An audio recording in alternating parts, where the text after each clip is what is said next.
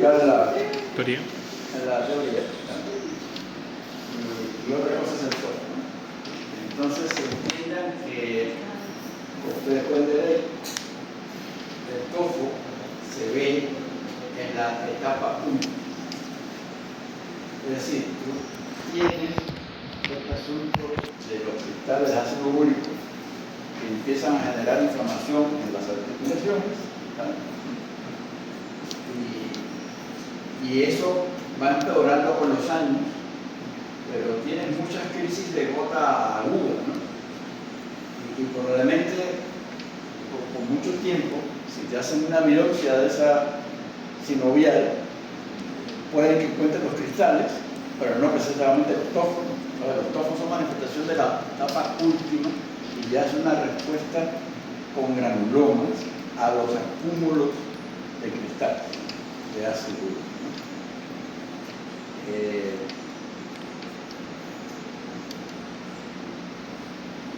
Este tofo se llama así quizás por la cierta semejanza que tenga con el tofu que ustedes conocen, derivado de los quesos, etc. Y es algo que más bien se parece, ¿saben qué? Como que a tiza, a pedacitos de tiza, ¿sí? como cal, ¿no? Así. Cuando uno lo ve una vez, no se lo olvida nunca. Y bueno, eso es lo que quise saber lo que dice para nosotros. Vamos a ver. A veces que esta enfermedad de los reyes, porque está asociada al consumo de carnes rojas.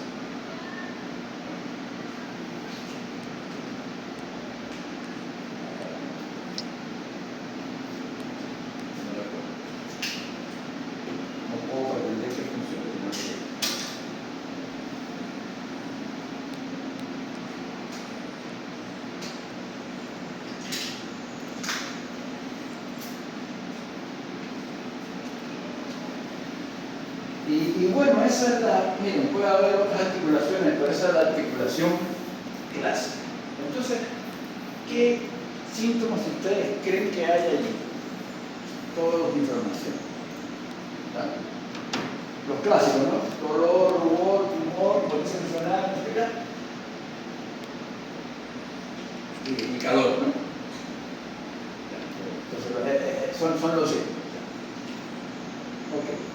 Y esto es muy simple, ¿no? Ven toda esa masa que está ahí y lo que está acá son acúmulos de cristales de ácido úrico.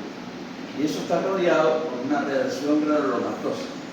Sí, una reacción inflamatoria crónica, donde vas a tener linfocitos, cistiocitos y un montón de células gigantes tipo coco 3, ¿no? Que lo que están haciendo es englobando estos cristalitos. Estos son como ven las células gigantes. Estas cosas que ustedes ven fasciculadas así, es el huequito en el tejido que deja cada cristal, porque es como una agujita. Esos cristales lo puedes ver en el líquido en las fases agudas, no confundan una cosa, el tofu con la crisis aguda, ¿no? Ok, esta sería un poco más característica, ¿no? Las células gigantes. Acá también, ven como unas líneas, ¿no? Son acúmulos de los cristales de ácido úrico y las células gigantes y los cistocitos lo que están tratando de fagocitar, ¿no? Entonces el sentido de esto es la presencia de estos acúmulos de cristales rodeados de una inflamación inflamatoria crónica granulomatosa con presencia de numerosos cistocitos, de numerosos cistocitos y células gigantes. La clínica, la allí, la patología macroscópica, se ponen pues fragmentos de tejido grumoso de color blanquecino que se parecen al yeso, tal, que ahí se ven mejor los cristalitos. Eso laminario, pero ahí ya hay un montón de cristales, por eso es un tofu, por eso lleva años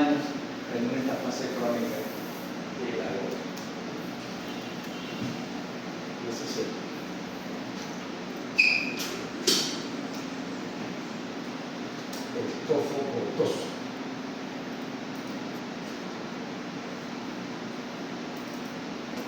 Bien, esta no lleva la mayor explicación. En primer lugar, la foto es muy fácil de reconocer por este device, ¿no?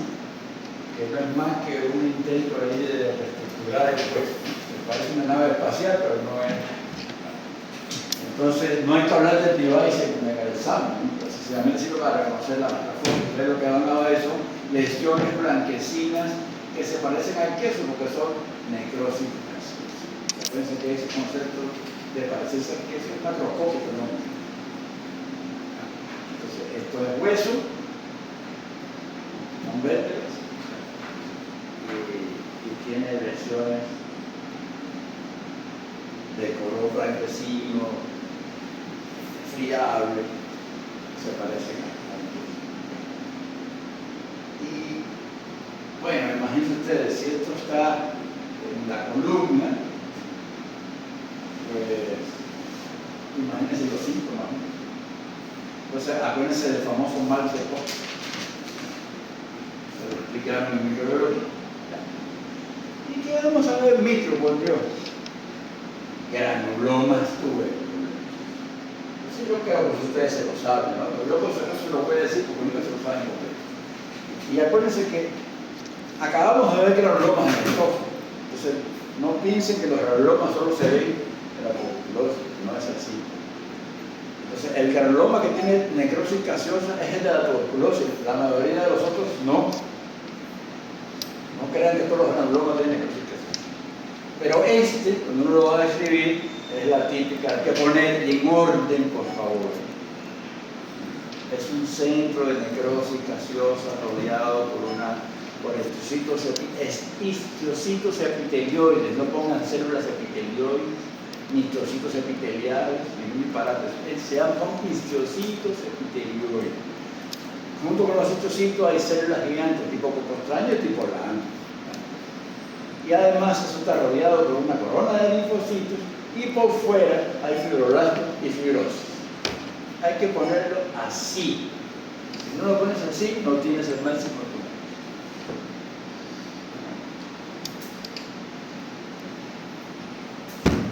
Pero eso lo han contestado desde patología general, pero nunca hacen. Entonces, bueno, ahí están, por ejemplo, las células gigantes, los histocitos, en este caso, en esta foto particular no hay necrosis gaseosa. No siempre tiene que haber. Células gigantes, histocitos. Granuloma tuberculoso puesta de hueso, nada más. Eso es lo que hay que saber. Pero hay que explicarlo, describirlo con exactitud.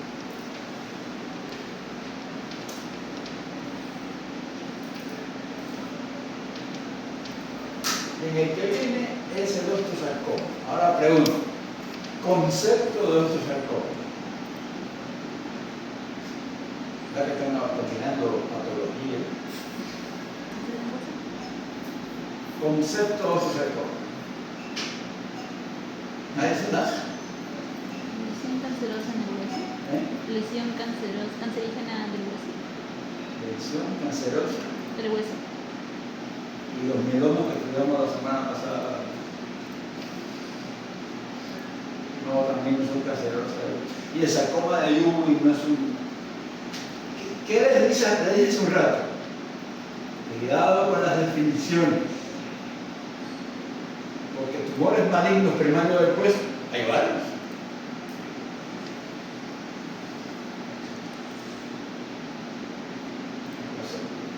Osteosarcoma es un sarcoma que produce hueso, forma hueso.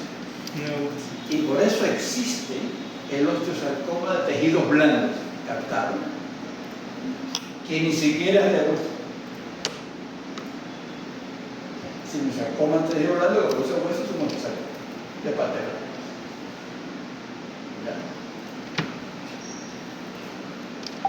Acaban de entender la patología. no siempre es memorizar, acuérdense, lo que yo estoy diciendo como definición de verdad de Kim, esa es la. Bueno, pues el sarcoma es el tumor primario más frecuente en huesos. Acuérdense que un tumor maligno en los huesos, en los pacientes jóvenes primarios y en los pacientes añosos secundarios, hay excepciones, obviamente, pero esa es la regla, ¿no? Entonces, claro, esto ocurre en los pacientes jóvenes, ¿no? En los pacientes mayores, generalmente se le llama osteosarcoma secundario. Y es secundario a una enfermedad de Payet de los huesos, que es algo totalmente diferente al Payet de la mama o algo totalmente diferente al Payet de la vulva. No tiene nada que ver con eso. O a huesos irradiados también a veces, ¿no? Es decir, hay una lesión ósea previa benigna, se irradió y ahí te sale un osteosarcoma. Pero eso sale cuando tienes 50, 55 años. Si no, la edad va a ser joven.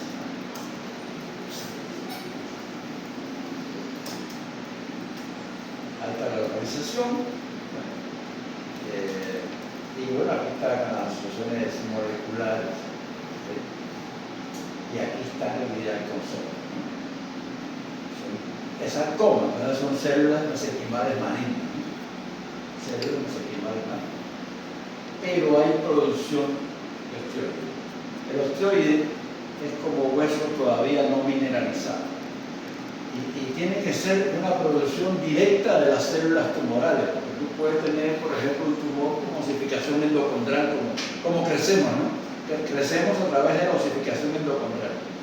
Entonces, un tumor de cartílago puede de repente generar hueso, pero así lo está haciendo por la vía de la osificación endocondral, o replicando la osificación endocondral. Ese no es el caso.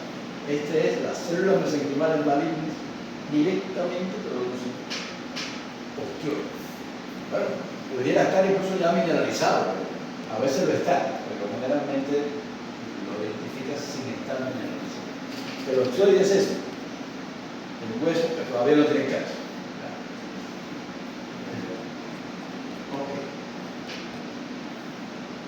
Bueno, imagínense los síntomas de un sarcoma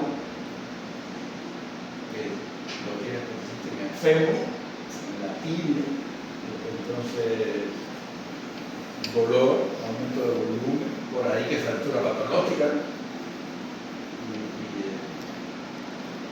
independencia de cuadrante externo, porque esto se puede, como es maligno, rompen la cortical y se extienden hacia contenido blando,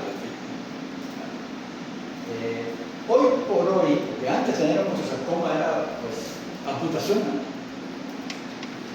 hoy por hoy hay, digamos, una configuración de quimioterapia que es muy efectiva y la mayoría de los casos se puede hacer una cirugía conservadora después de quimioterapia coadjuvante. Primero le dan la quimio necrosa todo el tumor y después le sacan todo el tumor, pero con preservación del miembro superior, inferior, que es lo que habitualmente se ve en los tumores.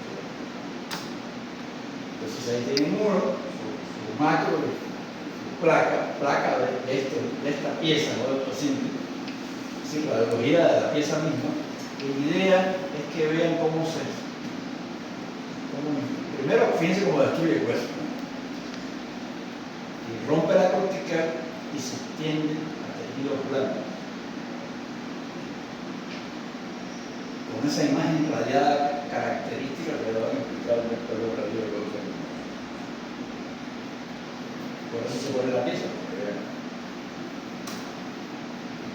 Ahí tienen otro. Entonces, si un tumor de color blanco grisáceo, de vueltas irregulares, que generalmente es medular, pero rompe la cortical y se extiende a tejidos blandos, esa es la descripción. Y micro, ya fíjense por el concepto. Es un tumor compuesto por células mesenquimales malignas que produce un osteoide, eso es lo que quiere decir, hay presencia del osteoide. El osteoide es esto. Por lo demás son células mesenquimales con todas las características de malignidad, ¿no? Es lo que tienen que ser. Generalmente son medio ovoides, no siempre son fusiformes. Ese es el osteoide, ¿no? Es como hueso no mineralizado. Aquí tienen que ser las muy malignas, muy primófilas, todas las características que son medio ovoides, medio fusiformes. Ese es el osteoide.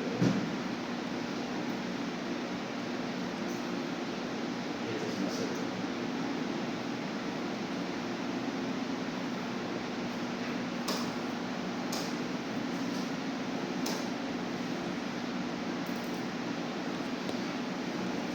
El término displasia lo hemos estado utilizando desde que ustedes empezaron a estudiar patología, pero ojo que lo hemos utilizado en el contexto epitelial.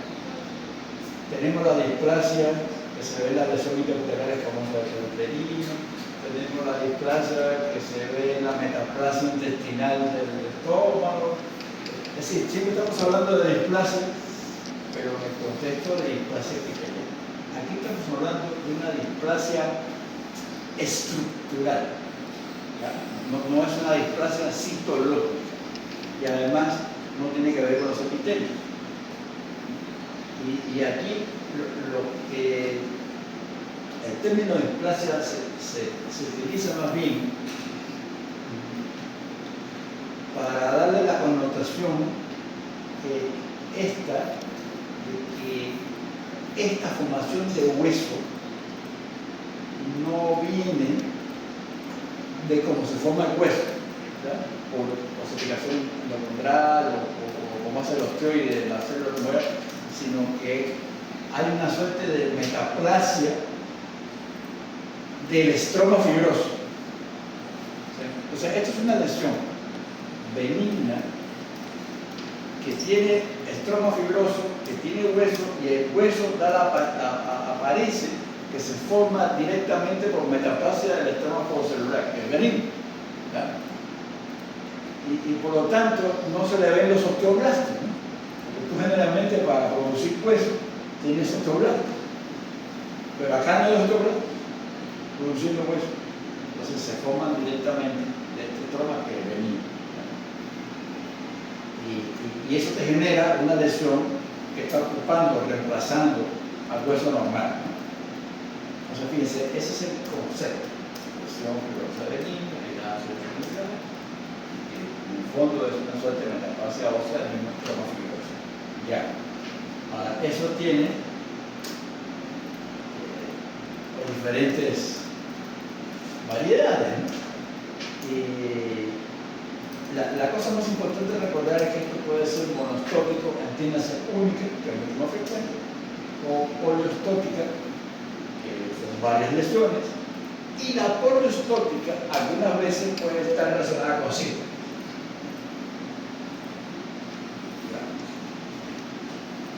Como ustedes ven ahí, la monostótica nunca progresa a malignidad, sin embargo, las poliostóticas y las sindrómicas pueden estar relacionadas como lesión previa. Y fíjense, es que antes había esta tendencia a irradiar lo benigno, por eso hoy en día no. Fíjense que hemos estudiado ya dos casos en que ya las radiaciones no se usan para tratar lo benigno. Uno es los niños que se trataban con cosas en el cuello y terminaban con un carcinoma pupilar tiroideo. Y el otro es este. Fíjense que hueso irradiado por cosas benignas, después a los 40 años hubo otro sector. Entonces, la idea es no irradiar nada benigno. ¿Okay?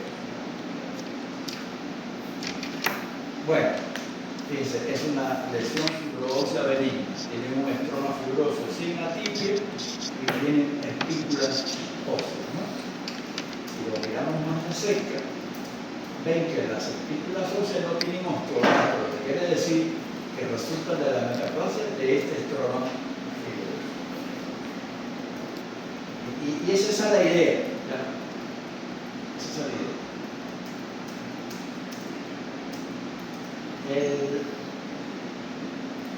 Yo en este caso no se los voy a poner porque a un alumno le cuesta mucho diferenciar una displasia fibrosa de un osteosarcoma. Entonces no me parece justo pedirle ese nivel de agudeza histológica. Porque tengan el concepto, que se lo pueden preguntar en este barrio 8, ¿saben paso?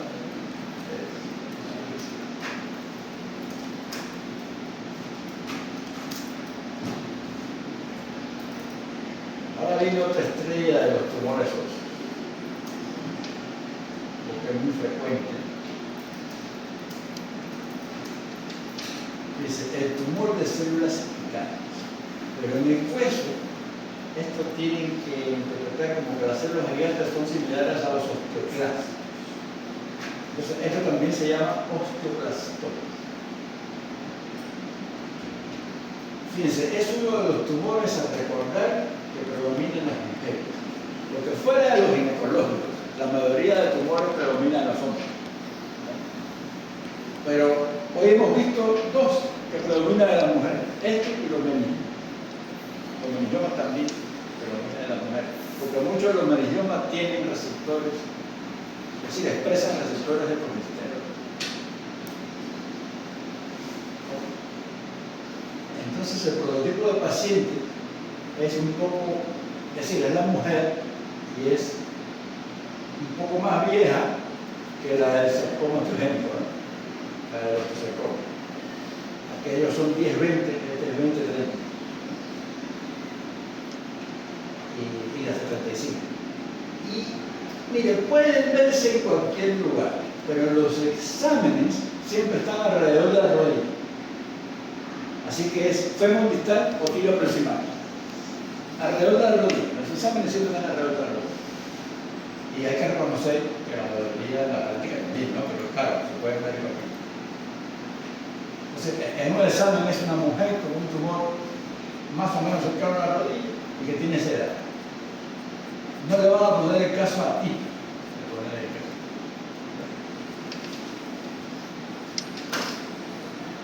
¿Y qué síntomas va a tener esto? Lo mismo. Efecto masa, eventual fractura patológica, dolor. Ahora fíjense el micro, copien el asunto. Así está todo. Que hay muchas células gigantes, ¿ya? Y además hay células mononucleares. Las células mononucleares son idénticas a las que componen a los núcleos de las células gigantes. Claro que, y aparentemente entonces la verdadera célula tumoral es la mononuclear. Pero lo habitual es que haya muchas células gigantes. Y entre las células gigantes están las mononucleares, pero los núcleos de las mononucleares son idénticos a los núcleos que tienen las células gigantes.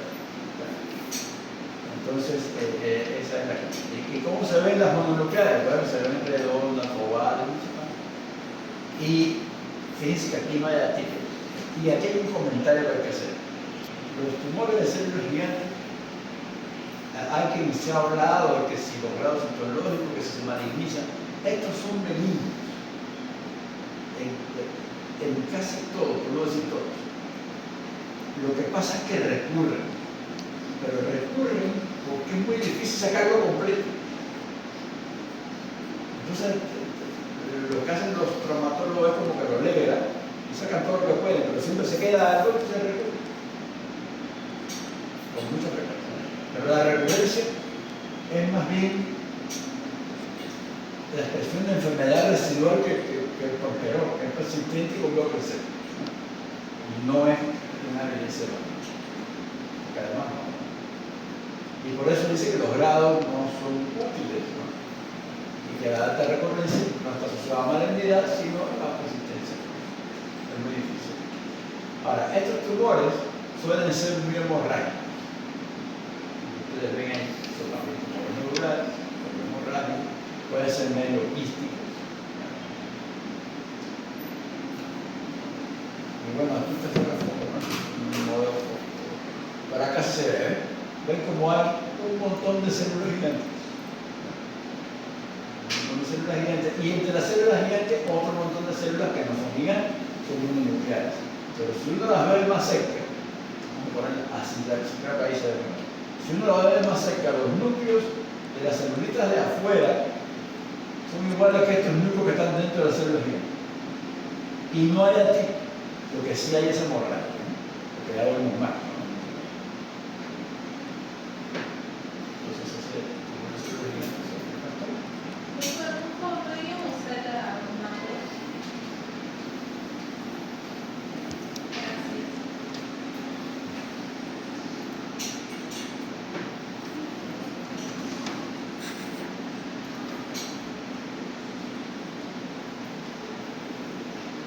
De verdad que no tienen esa macro, no han hecho la gestión adecuada.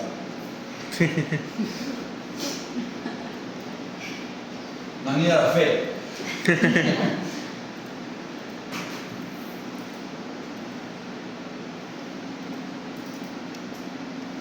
Por ahí ya habíamos comentado que en los adultos ya añosos, un tumor que parezca maligno en hueso es meramente metastásico. Y metastásico de diferentes carcinomas, ¿no? Entonces, bueno, acá lo que se ve son lesiones osteolíticas aquí, en esta vértebra. Pero tú miras eso y eso puede ser un carcinoma pulmón, puede ser... Claro, no es tan osteolítica como un mieloma, ¿no? Claro. Pero no son osteoblásticas, eso no debe ser de próstata, ¿no? Pero la próstata hay que incluirla como uno de los frecuentes, a hueso. Pero está el riñón, está el pulmón, están las mamas.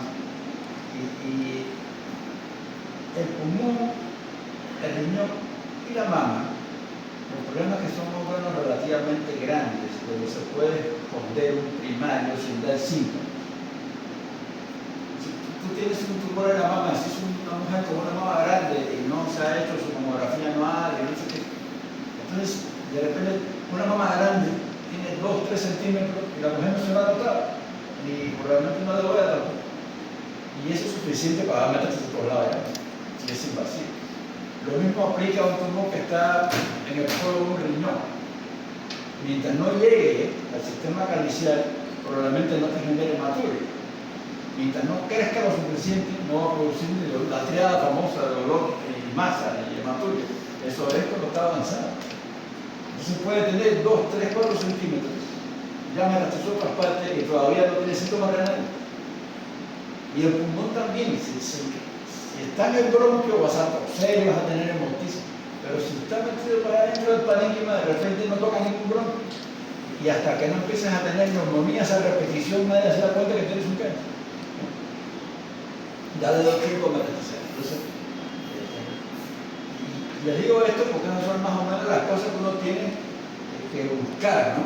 Cuando tiene lesiones aparentemente metastásicas en hueso y no tiene su primario, ¿no? Ahí tiene los culpables habituales. El tiroides, porque está en su naturaleza, a pesar de que es un tumor, el prototipo de carcinoma tiroideo, como vimos ya, es el carcinoma ocular, ¿no?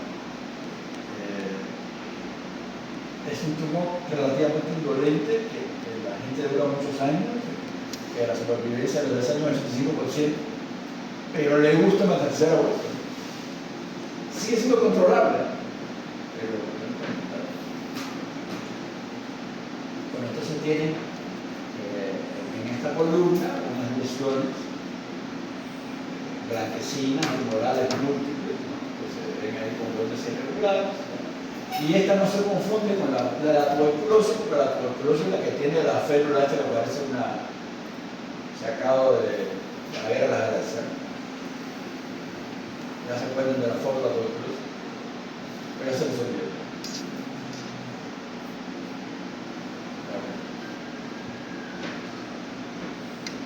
Ahora, microscopio. históricamente, la mayoría de los tumores que hemos visto ahí son adenocarcinomas. Entonces, imagínate,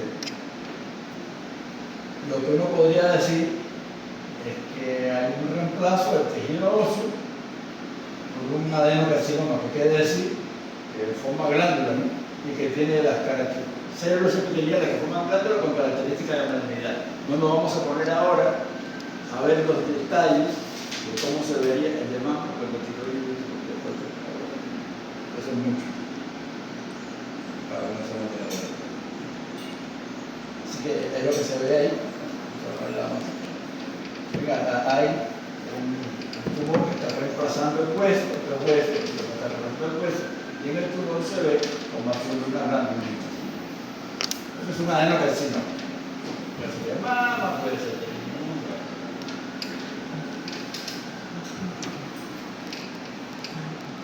Doctor, ¿podría ponerme el macro?